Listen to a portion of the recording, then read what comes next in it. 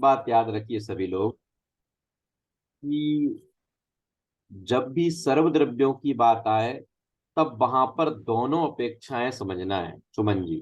कौन कौन सी? कि जाति की अपेक्षा से छह और संख्या की अपेक्षा से अनंतानंद। अगर उनका कोई क्लासिफिकेशन पूछे हमसे तो हम उसको जाति की अपेक्षा भी बताएं, संख्या की अपेक्षा भी बताएं।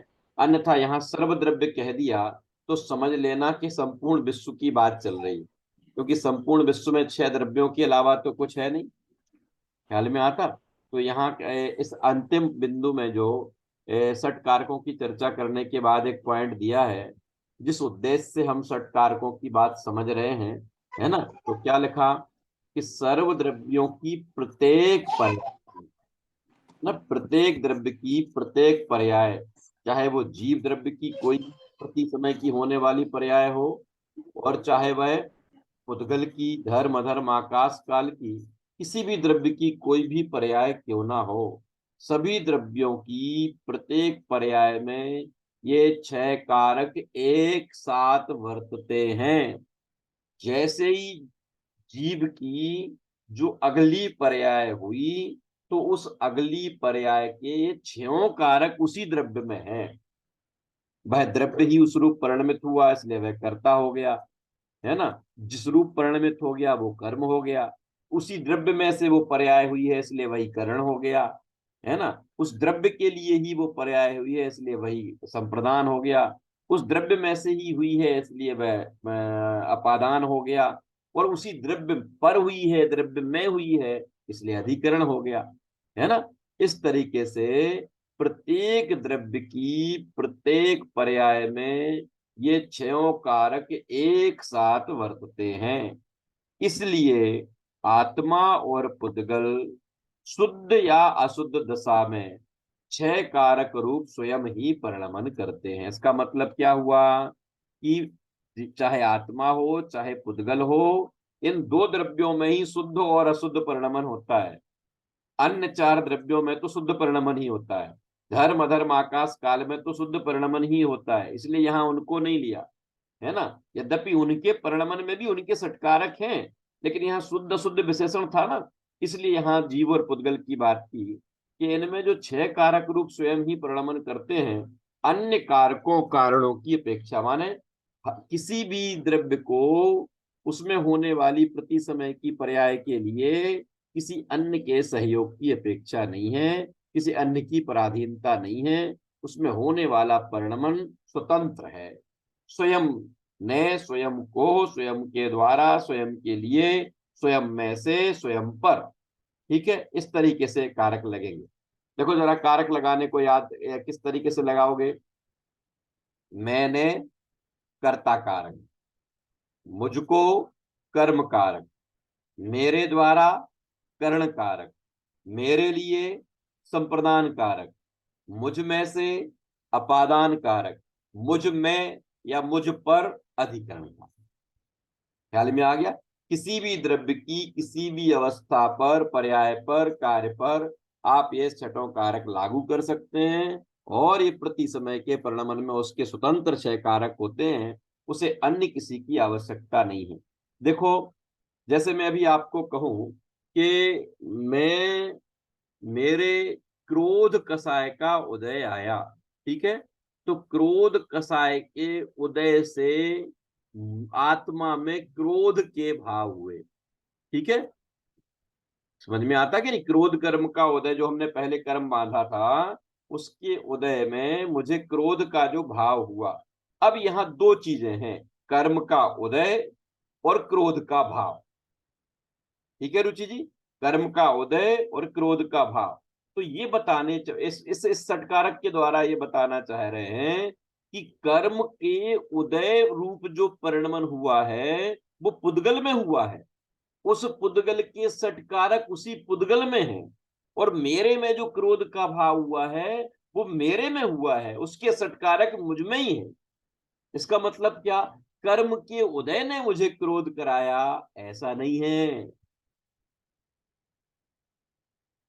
जब मुझे क्रोध हुआ उस समय कर्म का उदय था, इसलिए कर्म के उदय पर आरोप जरूर आया, लेकिन कर्म के उदय रूप जो एक कार्य है, उस कार्य के सटकारक पुद्गल में है। और क्रोध किसमें हुआ कि क्रोध की पर्याय मुझ में हुई, तो वो क्रोध के सटकारक मुझ में है। ये बात बताना चाह रहे हैं। मोना जी कुछ समझ में आता? माने प्रत्येक द्रव्य में होने वाले प्रति समय के परिणमन के सठ कारक उस द्रव्य में स्वयं में है, उसे किसी पर की अपेक्षा रंच भी नहीं है। ख्याल में आया? चलो आगे अभी और निमित्त उपादान आदि की चर्चा आएगी तो और स्पष्ट होगा। अब हम आगे अगले उस पर चलते हैं। अब अगला प्रश्न आता है, जो बात अभी चल रही है इसी बात को और स्पष्ट करने की दृष्टि से अगला प्रश्न आ रहा है कि कार्य होने का क्या नियम है। कोई भी कार्य होता है तो उस कार्य का क्या नियम है, किस कारण से कार्य होता है। तो यहां बता रहे हैं, पहले संस्कृत में परिभाषा है, जरा मैं पढ़ता हूं, आप लोग ध्यान से देखें, फिर उसका हिंदी पढ़ते हैं। कारणानुविधायत्वादेव कार्याणाम कारणानुविधायिनी कार्याणि। क्या अर्थ है? कारण जैसे ही कार्य का नियम होने से कारण जैसा ही कार्य होता है। फिर से बीना जी सुनना ध्यान से, फिर अभी स्पष्ट करूंगा। क्या? कारण जैसे ही कार्य का नियम होने से, क्या मतलब? जैसा कारण होगा वैसा ही कार्य होगा, ये नियम है। आप सोचो कि कारण तो कुछ हो और कार्य कुछ हो जाए, है ना? क्या मतलब हुआ कि देखो हम लोग इतने समझदार हो गए हैं, कितने समझदार हो गए हैं कि हम लोग परिणाम तो करना चाहते हैं खोटे और फल चाहते हैं अच्छा। क्या? हम लोग परिणाम तो करते हैं खोटे और हमेशा चाहते क्या है कि हो सब अच्छा ही अच्छा, अच्छा ही अच्छा। तो ऐसा कैसे हो सकता है? जैसा कारण होगा वैसा कार्य होगा। अगर आपके परिणाम खोटे हैं तो उन खोटे परिणामों के निमित्त से क्या, उस खोटे परिणामों के निमित्त से खोटे कर्मों का आश्रय होगा, अशुभ कर्मों का आश्रय होगा, आश्रय पूर्वक बंद होगा, और आश्रय बंद होने के बाद स्थिति पूरी होने पर उदय आएगा। उदय आएगा तो वो खोटी स्थिति प्राप्त होगी, खोटा संयोग प्राप्त होगा, बुरे संयोग प्राप्त होंगे, दुखदायी संयोग प्राप्त होंगे। तो भाव तो करेंगे खोटे और उपलब्धि क्या चाहेंगे कि उपलब्धि चाहेंगे अच्छी। बोले ऐसा नहीं होता। कारणानुविधायत कार्याणि, जैसा कारण होगा वैसा कार्य होगा। ख्याल में आया? हमारे मुनिराज आत्मा के ध्यान में लीन निज स्वभाव साधन द्वारा अपने स्वरूप में लीन है और अब उनको नरकगति मिल जाए, ऐसा हो सकता है? कि कैसे मिलेगी? जो निज स्वभाव साधन में रत होंगे वो कालांतर में मुक्ति को ही प्राप्त होंगे। जैसा कारण वैसा कार्य। ख्याल में आ गया? कारण के अनुसार ही कार्य होने का नियम होने से जैसा कारण होता है वैसा ही कार्य होता है। ख्याल में आया? ये बिल्कुल सरल सी बात है, कोई कठिन बात नहीं है। जैसा कारण होगा वैसा ही कार्य होगा। इसलिए हम ये जो अनादि से समझ लीजिए स्वच्छंदता के आधार पर परिणाम करने चाहते हैं खोटे, कार्य करने चाहे कर्म करने चाहते हैं खोटे, और ये उपलब्धि चाहते हैं अच्छी, ये ऐसा नहीं होता। तो मन जी कोई प्रश्न है? हैंड रेस किया है, बोलिए, अनम्यूट कीजिए, अनम्यूट कीजिए, पूछ अनम्यूट। रही थी कि जैसे अभी आपने बोला कि जीव और पुद्गल ये दो ही द्रव्य हैं जो शुद्ध और अशुद्ध पर्याय में पाए जाते हैं। तो जीव का तो ठीक है, लेकिन पुद्गल में शुद्ध शुभ और अशुभ परिणाम कैसे होते हैं? परिणाम नहीं, अशुद्ध पर्याय। पुद्गल की पर्याय, हाँ। हाँ, पुद्गल की अशुद्ध पर्याय जो स्कंध है ना, स्कंध, दो दो हाँ। दो या अधिक परमाणुओं से मिलकर जो पुद्गल की दशा होती है वो उसकी अशुद्ध दशा है। पुद्गल की शुद्ध दशा तो अच्छा। परमाणु ही है। अच्छा। ठीक है। बाकी ठीक। ये जो आपके सामने मोबाइल है ना, ये स्कंध है। तो ये स्कंध पुद्गल पुद्गल है ना, ये पुद्गल की पर्याय है ना। तो ये स्कंद रूप जो पुद्गल की पर्याय है, पुद्गल की अशुद्ध पर्याय है। जो पुद्गल का शुद्ध रूप है वो क्या है कि परमाणु। ये परमाणु पुद्गल का शुद्ध रूप है। धर्म अधर्म आकाश और काल में किसी भी प्रकार का अशुद्ध परिणमन नहीं होता, वो मात्र शुद्ध परिणमन ही उनका होता है, उनमें कोई अशुद्ध परिणमन नहीं होता। इसलिए यहाँ जीव और पुद्गल की ही बात की। अब ये प्रश्न समझ में आ गया। कार्य होने का नियम क्या है कि जैसा का देखो, कारण जैसा ही कार्य का नियम होने से कारणानुविधायत्वादेव कार्याणाम, कारण जैसा होगा ऐसा ही कार्य होने का नियम होने से क्या बनता है, कारणानुविधायिनी कार्याणि, कारण के अनुसार ही कार्य होता है। जैसा कारण होगा वैसा ही कार्य होगा, है ना। कारण अपनाए कुछ और उससे कार्य की उपलब्धि चाहे कुछ, तो ये संभव नहीं। जैसे जगत में अपन को बिल्कुल चलतू कहावत अपन लोगों ने सुनी है कि बोया बोया बीज बबूल का, तो आम कहाँ से होए। ये तो सुना ना, जगत की कहावत सुनी कि नहीं सुनी कि अगर हम बबूल का बीज बोएंगे तो उसमें आम कैसे हो जाएगा। बबूल का बीज बोएंगे तो उसमें बबूल के कांटे ही होंगे, उसमें आम तो नहीं हो सकता।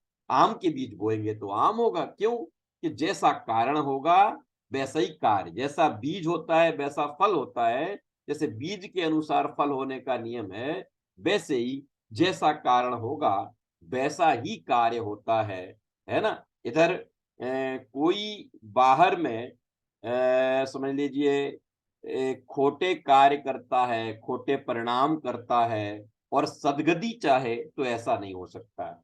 और कोई बाहर में विशुद्ध परिणाम करता है और किसी तीसरे के द्वारा उसकी दुर्गति की कामना की जाए, तो ऐसा नहीं हो सकता, है ना। किसी की कामना से नहीं, उसके जैसे कारण प्राप्त होगा वैसे ही कार्य होगा। और शुभ और अशुभ से रहित होकर अगर शुद्ध परिणमन कर रहा है ना, आत्मा में ही जिसका उपयोग टिका है, तो ऐसा जीव अंतर्मूर्त में केवल ज्ञान को प्राप्त करेगा, ये गारंटी है। क्यों, क्योंकि जैसा कारण मिल रहा है वैसा ही तो कार्य होगा, कारण के अनुसार ही कार्य होता है। ऐसा इसमें कार्य के विषय में हमें एक एक प्रकार से सिद्धांत बताया गया। अब कार्य के और क्या क्या नाम है वो इसी में कह रहे हैं। कार्य को क्रिया भी कहते हैं, कार्य को कर्म भी कहते हैं। अवस्था, पर्याय, हालत, दशा, परिणाम, परिणमन, परिणति, ये सब किसके नाम है, ये सब कार्य के नाम है ना। ये सब कार्य को इन नामों से, जैसे हम लोगों ने पूर्व में पढ़ा था कि हालत, दशा, अवस्था, स्थिति, कंडीशन, ये किसके नाम है, ये पर्याय के ये नाम है ना। पर्याय के ये अलग अलग नाम हैं।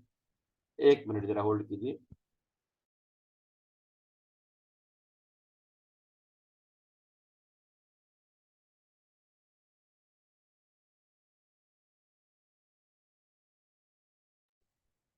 ये ख्याल में आ गया, बात क्लियर हुई। अभी मैं क्या बता रहा था आपको, जैसे पर्याय के हालत, दशा, अवस्था, कंडीशन ये नाम है, ऐसे यहाँ पर कार्य के नामों के विषय में बता रहे हैं। कार्य को ही क्रिया कहते हैं, कर्म कहते हैं, अवस्था कहते हैं, पर्याय कहते हैं, हालत कहते हैं, दशा कहते हैं, परिणाम कहते हैं, परिणमन कहते हैं, परिणति कहते हैं। ये सब क्या है, ये सब कार्य के ही अन्य अन्य नाम हैं। अब प्रश्न उठता है कि आपने ये तो बता दिया कि कारण के अनुसार ही कार्य होता है, कि ठीक है साहब, हमने आपकी ये बात मान ली।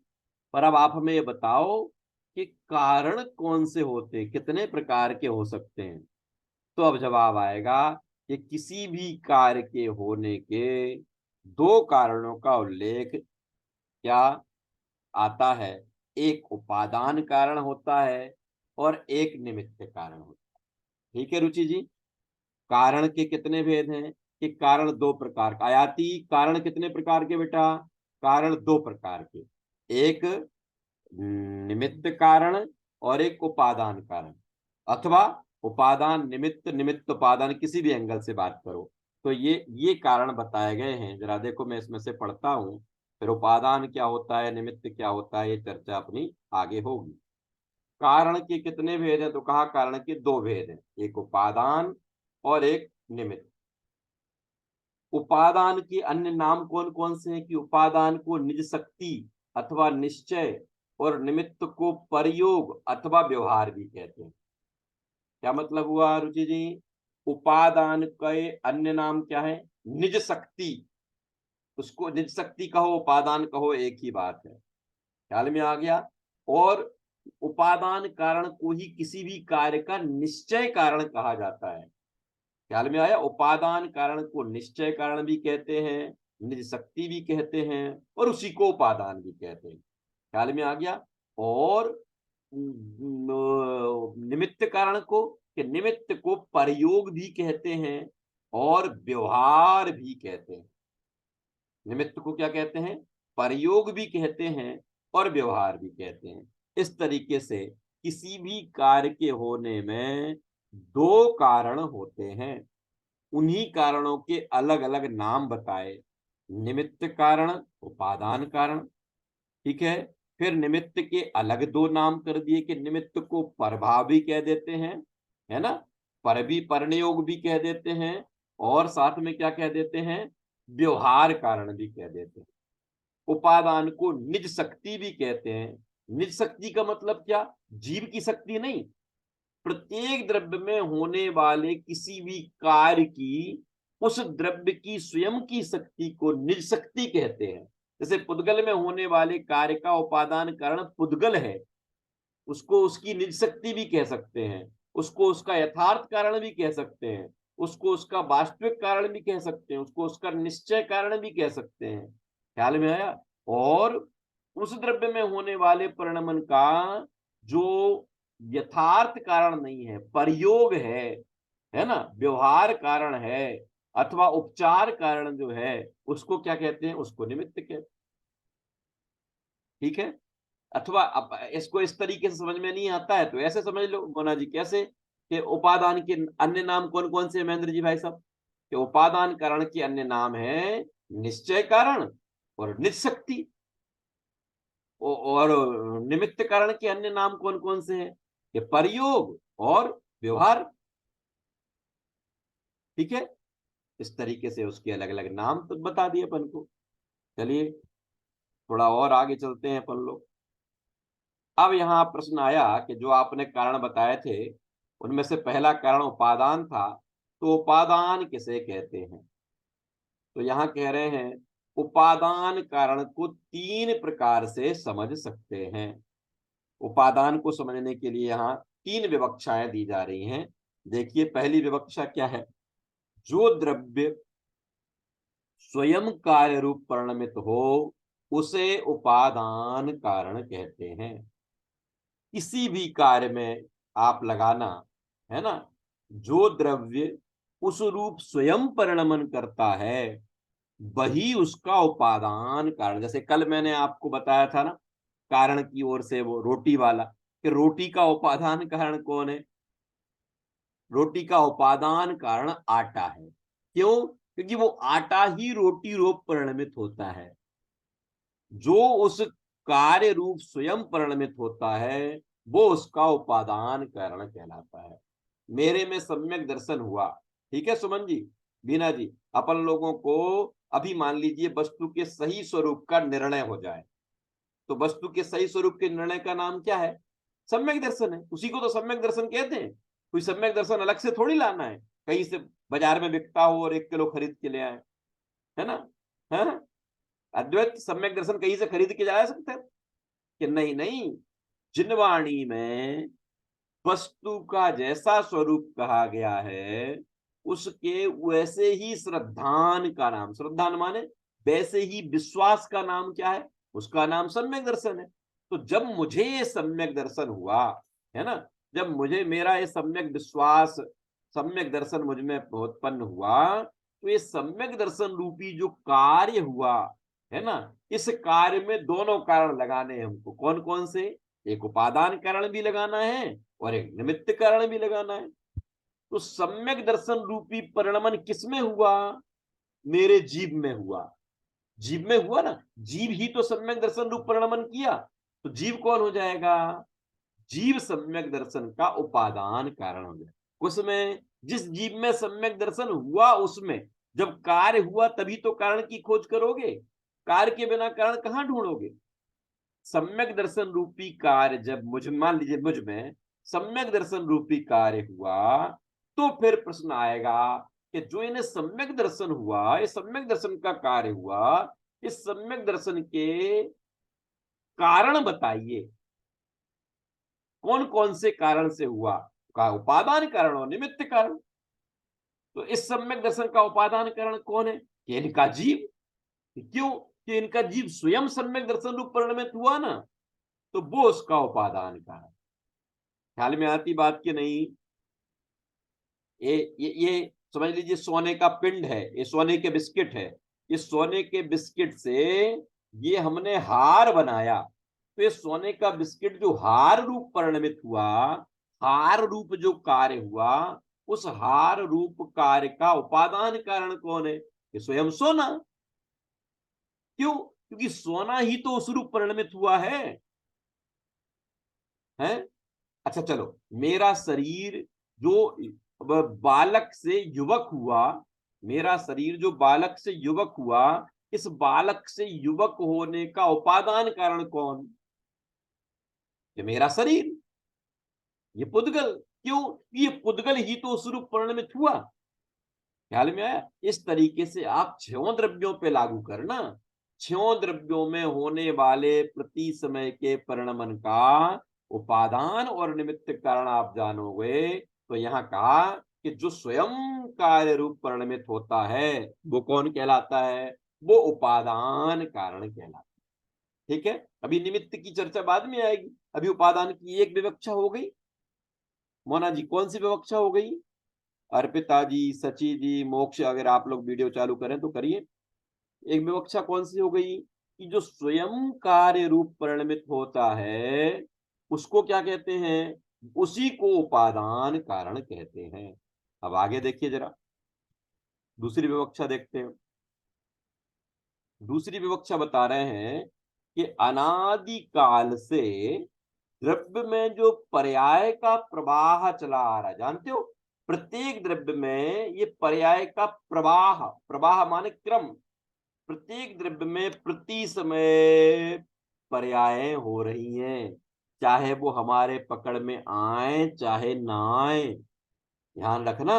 मोक्ष में आप ये जो अपने में ये क्या कहलाता है, ईयरफोन जो लगाए हुए हो, ये पुद्गल की अवस्था है ना, तो इस पुद्गल में भी प्रति समय परिणमन हो रहा है, और आप जिस शरीर के ऊपर इसको धारण करे हो उसमें भी प्रति समय परिणमन हो रहा है, और इस शरीर के एक एक प्रदेश पर वो जो आत्मा है, उस आत्मा में भी प्रति समय परिणमन हो रहा है।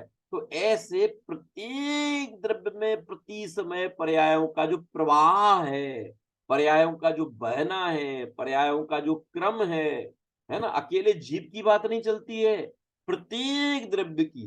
प्रत्येक का मतलब क्या, जीव, पुद्गल, धर्म, अधर्म, आकाश, काल, कि नहीं इतना अकेला नहीं, जीव अनंत, पुद्गल अनंतानंत, धर्म धर्म आकाश काल, है ना, यह धर्म धर्म आकाश एक, काल असंख्यात, इन सारे द्रव्यों में जो प्रति समय परिणमन हो रहा है वो प्रवाह कहलाता है। प्रवाह कहलाता, किसका प्रवाह, पर्यायों का, द्रव्य में पर्यायों का प्रवाह। क्या कहते हैं देखो जरा इसमें,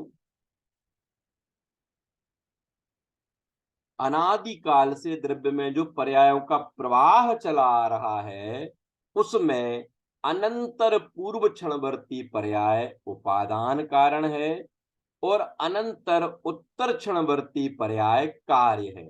अब जरा इसमें थोड़ी भाषा कठिन है, आप अभी इसको गौण कर दीजिए, मैं आपको इतना बताऊंगा बाद में, भी दो शब्द बस याद कर लीजिए, अनंतर पूर्व क्षणवर्ती पर्याय और अनंतर उत्तर क्षणवर्ती पर्याय। बताऊं, अभी बताऊं, नहीं तो फिर आपके मन में रह जाएगी बात। हाँ कुसुम जी, क्या है, अभी जो एक समय बाद में जो पर्याय हुई है ना, एक समय बाद, मान ली एक समय पहले की जीव की पर्याय, चाहे पुद्गल की पर्याय, और एक समय बाद की पुद्गल की पर्याय, उपादान कारण तो द्रव्य, अभी पन्ने में एक विवक्षा तो पढ़ ही रही कि जो स्वयं उस कार्य रूप परिणमित होता है वो उपादान कारण कहलाता है। अब यहाँ ये कह रहे हैं कि उपादान के भी बहुत सारे भेद हैं। एक त्रिकालीय उपादान कहलाता है, एक क्षणिक उपादान कहलाता है। त्रिकालीय उपादान हो और कार्य हो ही हो, ये कोई गारंटी नहीं है। जैसे सम्यक दर्शन किस में होगा? कि आत्मा में ही होगा, आत्मा के अलावा पुद्गल में तो होगा नहीं। तो मैं आत्मा हूं ना, तो मेरे आत्मा का त्रिकालीय उपादान तो हमेशा मेरे पास है। फिर सम्यक दर्शन रूपी कार्य क्यों नहीं होता? कि सम्यक दर्शन रूपी कार्य का सही कारण तो अनंतर पूर्व क्षणवर्ती पर्याय है। जब सम्यक दर्शन रूपी कार्य होगा तो उससे एक समय पहले की जीव की जो पर्याय है वही कहलाती है अनंतर पूर्व क्षणवर्ती पर्याय। और वो जो अगली पर्याय सम्यक दर्शन की हुई वो कहलाता है कार्य। उसको पर्याय भी कह सकते हैं और उसको कार्य भी कह सकते हैं। ख्याल में आया? तो किसी भी कार्य का अगर नियामक कारण किसी को कहेंगे, नियामक माने निश्चित कारण अगर किसी को कहेंगे, तो किसको? अनंतर पूर्व क्षणवर्ती पर्याय। कब होगा वो? कि जब वो स्वरूप कार्य होना होगा, तो उस रूप कार्य के एक समय पहले की जो दशा है उसी दशा को अनंतर पूर्व क्षणवर्ती पर्याय कहते हैं। और उस दशा के होने बाद उस दशा के अगले समय में होने वाला ही जो पर्याय है उसी पर्याय को कार्य कहते हैं। कार्य कार्य कहो अथवा पर्याय कहो। ठीक है, तो दूसरी विवक्षा ये आ गई। अब तीसरी विवक्षा और अंत में पढ़ लेते हैं हम लोग। उसको फिर से पढ़ता हूं एक बार में। अनादि काल से द्रव्य में जो पर्यायों का प्रवाह चला आ रहा है उसमें अनंतर पूर्व क्षणवर्ती पर्याय उपादान कारण है और अनंतर उत्तर क्षणवर्ती पर्याय कार्य है। पर वो कारण नहीं है, अनंतर उत्तर क्षणवर्ती पर्याय क्या है? वो कार्य है। अब आता है अगला। तत्समय की पर्याय की योग्यता उपादान कारण है और वह पर्याय कार्य है। जिस समय मेरे द्रव्य में जो कार्य हुआ है ना, उस काल की जो योग्यता थी, उस तत्समय की योग्यता को हम उपादान कारण कहेंगे। और जो कार्य होगा वह क्या कहलाएगा? जो पर्याय होगी वह उसका कार्य कहलाएगा। ठीक है, थोड़ी सी उपादान की जरा मैं स्टॉप करके आपसे बात करता हूं 2-3 मिनट। याद रखो, उपादान कारण को अगर आपको समझना है तो अभी आप ज्यादा मस्तिष्क पर जोर मत दो। आप एक विवक्षा समझ लो कि किसी भी द्रव्य में होने वाले कार्य का मूल कारण अगर कोई होता है तो वो उपादान होता है। उपादान के बिना कार्य हो ही नहीं सकता। उपादान कारण, दो कारण है ना, एक उपादान कारण और एक निमित्त कारण। किसी भी कार्य के उपादान कारण और निमित्त कारण में से जिसके बिना कार्य नहीं होता है ना, जिसमें कार्य होता है वास्तव में वो स्वयं उपादान, अभी पढ़ा था ना हमने, जो स्वयं कार्य रूप परिणमित होता है वो उपादान कारण होता है। कि निमित्त क्या होता है? कि निमित्त होता तो है लेकिन निमित्त नाम का कोई पर्टिकुलर द्रव्य नहीं होता, कोई पर्टिकुलर वस्तु नहीं होती।